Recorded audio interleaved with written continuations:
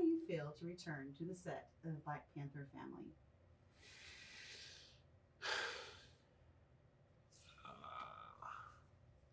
I feel like a deep sense of gratitude and uh, good fortune to return to the set of Black Panther Wakanda Forever and then return to the family that made the first film.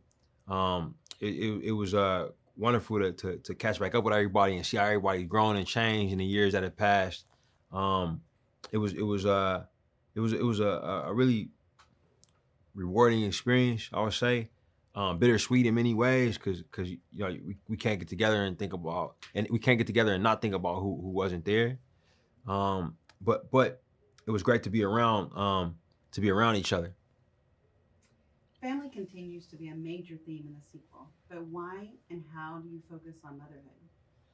Um, why we focus on motherhood? It was really a byproduct of losing Chad and by proxy for us, you know, in our film family losing T'Challa, and we had to reframe the story, and as we reframed it, it became clear to me that the key relationship in the film was a relationship between Shuri and her mother, Queen Ramonda, and that unlocked the fact that like okay we probably making a movie that has to do with motherhood now, which is exciting due to how much Black Panther dealt with fatherhood and you know my feature film career I made a lot of stories that dealt with fatherhood and you know Fruitvale uh, Station was about a young father in Creed.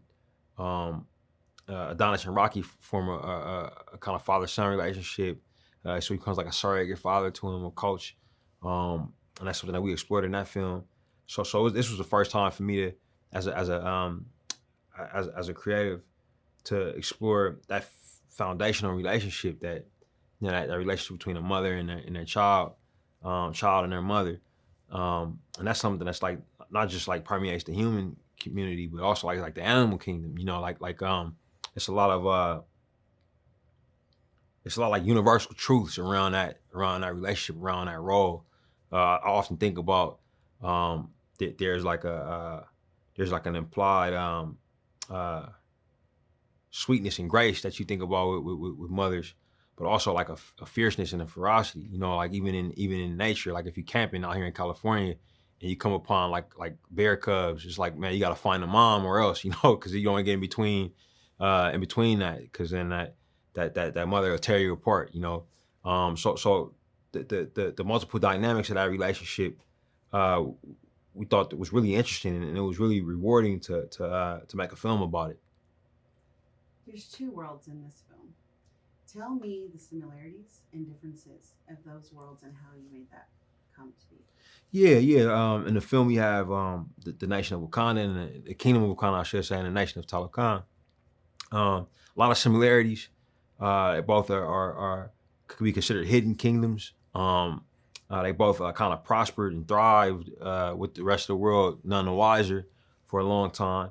And I think they both have they both hold on to their tradition and their spirituality in a way that is very intense, you know. But it has been beneficial for them.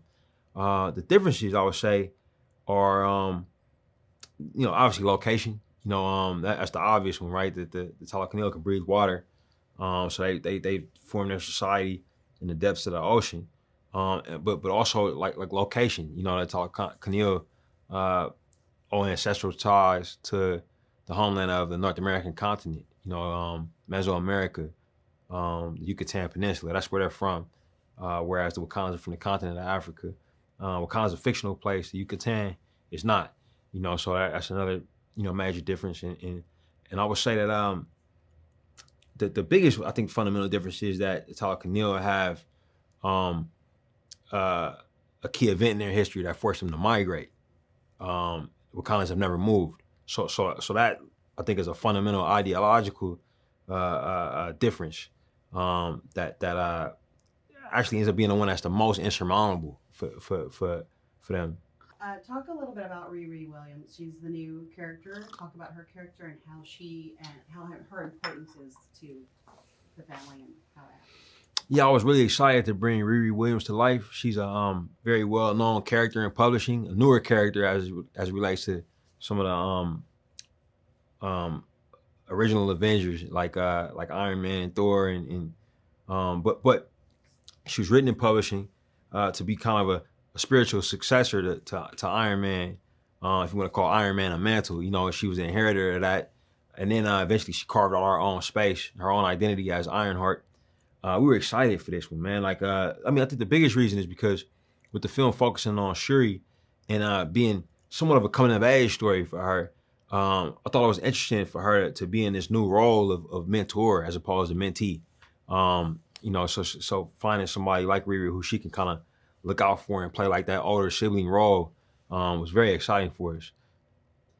What do you want audiences to come away with after seeing this film? In terms of what I want audiences to come away with after seeing this film, I think it's just that I want them to have a good time at the movies. You know, I want them to go through the full emotional gamut.